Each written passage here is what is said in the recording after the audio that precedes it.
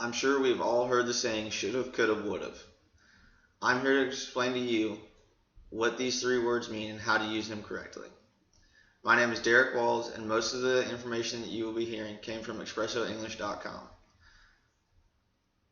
First, we will discuss should've. This is to say that something should have been different in the past, or that something different would have been better. After that, we will discuss could've. You would use could've to talk about different possibilities if something in the past was different. The last topic we will discuss is would've, which would be used to imagine that something in the past was different. To start, we'll be discussing should've and should not have. Should've is abbreviated from should have.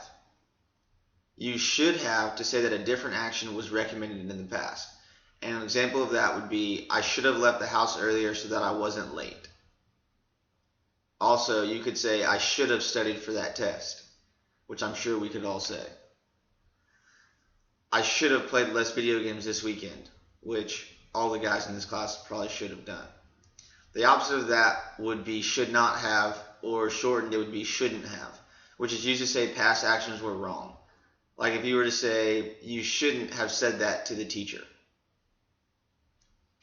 or that you shouldn't have hung out with her yesterday. Either way, that's the way you would use it. Now we will talk about could have and could not have.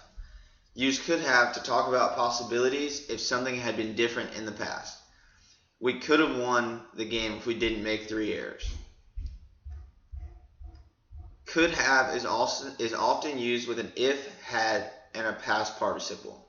The if phrases express imaginary past situations, but you do not always have to use this if, had, past participle phrase. We could have gotten killed. Examples of couldn't have would be that you couldn't have done that any better, or that you couldn't have showed me that earlier, like you're questioning what somebody's telling you or what they had done in the past. The last topic we'll be covering is would've and wouldn't have. Use would have to imagine if a result of something had been different in the past. Example, if we had arrived earlier, we would have caught our flight. Would have can express more certainty than could have about certain results. Like if you were to say, I could have done better on my test. It sounds better, or it shows more certainty that if you say, I got a 68 on the test, if I had gotten 2 more points, I would have passed, instead of saying I could have passed. Examples for wouldn't have would be that we wouldn't have been on time even if we left 10 minutes earlier.